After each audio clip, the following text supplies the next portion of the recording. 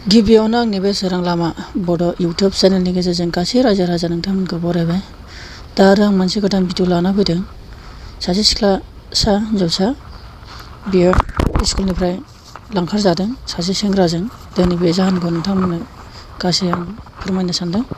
दा नैबे माब्रै जानाय आरो माब्रै जायाखै आरो लांखारलायनाय दोनखारलायनायाथ' बे सेंग्रा सिख्लानि मोनसे खामानिखा।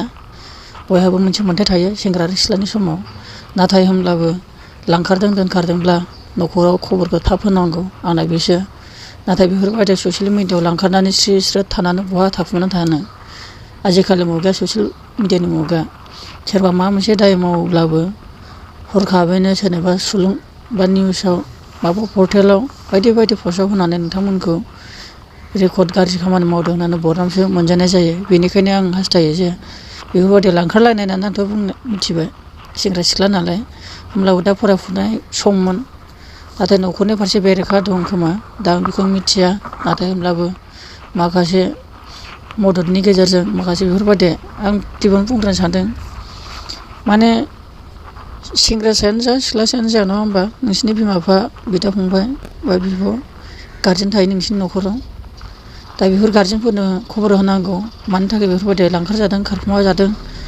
आरो साननो गोनां आरोना गावनि लाइफआव फैगौ समफोरखौ साननांगौ। दानि थाबाय थानाय समा बा मास मोनसेनि गेजेराव नों माबा मोनसे हाबिला जादों, बेफोर हाबिलाखौ जों फोजोबना लानो हागौ। नाथाय नोंनि फैगौ समफोरखौ साननो गोनां आरो मोनसे थांखि थानायखौ सुफुंना लानांगौ। दिनै बेफोरबायदि आस'खान्दा थांखिफोरखौ सिफायनानै दाला। सम आरो बोथोरासो नोंथांमोनखौ फोरमायो। बेनिखायनो गावनि लाइफआव नोंखौ थांखियाव आवगायग्रोनानैसो बेफोरबायदि लाइफआव फैनांगौ आं बेखौ हास्थायो आरो सेंग्राबाबो सिख्लाबाबो। मानो होनब्ला बेफोरबायदियावथ' दा सेंग्रा आरो सिख्लानि मोनथायाथ' दंखायो। दा नोंथांमोननि गेजेराव बेफोरबायदिया जुदि दोनखारलायनाय जादोंब्ला थाबनो न'खर फारसे खबर हरगोन आं बेखौ हास्थायदों। मानो होनब्ला हिनजावसानि न'खरा बांसिन दायथ' थायो आरो हिनजावसा मानसि बहा फाननाय जादोंसो ना लांखार जामारदों ना सोरजोंबा दैदेनजादों ना सोरजोंबा फानजागोन, दा बेखौ जोङो हमनो हाया। बेफोरबायदिखायनो मोनसे रिस्क गोनां जायो हिनजावसानि सायाव। हौवासाफ्राथ' जेराव मेरावनो गोसो बायदि, नाथाय हिनजावसाफ्रा गोबां रिस्क गोनां जायो आरो दा न'खर फारसेयावबो गोबां न'खरनिफ्राय दायथ' लानांगौ बायध'थाबो जाना फैयो। बेनिखायनो जुदि जुदि सासे सेंग्रा जुदि लांखार मारदोंब्ला न'खर फारसे खबर हरगोनखौ आं हास्थायदों। हय गोसो थोलायनानै लांखारलायदोंब्ला आंनिफ्राय थाबनो न'खर फारसे खबर हरगोन आं बेखौ हास्थायदों। नैबे सिख्लायानोमोन। दा आं खोन्थानि बेयाव लिरनाय दङ खायजामाथि दख'रा दुलाराय बर' फरायसा आफादनि पेजनिफ्राय बेयाव मोननाय जादों आङो। बेयाव लिरनाय दङ नैबे सावगारियाव नुनाय हिनजावसाया खायजामाथि एसि आबसुनि बेन्दों सिङाव गोलैनाय फाथाखाथा गामिनि बे हिनजावसाखौ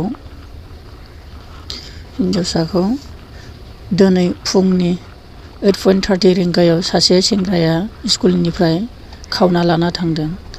नेम मिस चित्रानि सरगयारि क्लास 10, बिफानि मुं श्री नरेन सरगयारि, भिलेज एबा गामि फाथाखाथा पिअ Mohanpur, post office Udalguri district Udalguri. नुयोबा हमना दोननो खावलायबाय आरो नैबे मबाइल नम्बराव खोन्थाहरनो खावलायबाय। मबाइल नम्बरानो जाबाय 8638969765। दा बेनो आरो हिनजावसानि मुङा जादों चित्रानि सरगयारि, क्लास 10आव फरायदोंमोन। स्कुलाव फैनाय समावनो माने नैबे सिख्लासा आइजोखौ लाना थांदों। दा आंनिफ्राय बेनो जाहाथे जाय सेंग्रानि मुंखौथ' खोन्थानाय जायाखै। बे मा होनदों सासे सेंग्राया स्कुलनिफ्राय खावना लाना थांदोंनो 8:30निफ्राय लाना थांदों। होमबाथाय बे फुंनि समानो स्कुलाव हाबस्लाबनो मोनाखै जानांगौ। नै बे सिख्लायानो। दा नोंथांमोननिफ्राय एबा जोंनि समाज रायजो राजानिफ्राय दिनै बे हिनजावसाया सेंग्रायाबा गावनि गोसो थोनायसो जागोन ना माबा मोनसे गाज्रि दालाल खामानिसो, दा बेखौ जों बुंनो हाया। नाथाय जों बेखौनो खावलायदों दा न'खरनि फारसे जेरै दा बेयाव खायजामाथि दख'रा दुलाराय फरायसा आफादनि सायाव जेनेखा दायथ' होनाय बायदि बिथांमोनाबो पस्ट खालामबाय आरो मबाइल नम्बरबो होनाय जादों। दा बेनि गेजेरजोंनो आंबो दा नोंथांमोननो फोसावनाबो होबाय। दा बे हिनजावसाया मोननो हानाय बायदि न'खरनि मानसियाबो गोसो गोजोन खुसियाव थानो हानाय बायदि। आरो आं हास्थायदों जुदि बिसोर सेंग्रा सिख्ला जुदि लाना खारबाय बायदोंबा न'खर फारसे थाबनो खबर हर, नोंथांमोननि थाखाय मोजां जागोन। सेंग्रा सिख्लायावलाय मोनसेबो मोनथाय दङ। दिनै नोंसिनि सायाव जुदि बिमा बिफाया हामजानायखौ नागिरदोंब्ला नोंथांमोना मोनलायनायाव थागोन। हय जुदि बेलेग लामा आरो बेलेग थाखोनि बा बेलेग धरननि बा सेंग्रा जुदि बेखौ फाननायनि लाइनाव लांदोंबा हयलाय बेयाव आं बे बाथ्राखौ आं बुंनो हाया, बेखौ न'खरासो दायथ' लागोन।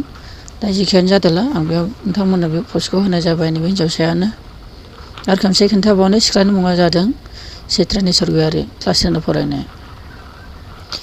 जोबोद दुखुनांथाव, मोजांबा गाज्रिबो मोनदों। दा बेखिनियानो, माबा मोनसे गोरोन्थि जादोंबा नोंथांमोननि गेजेराव निमाहा बिनाय थाबाय। जय बर' हारिनि।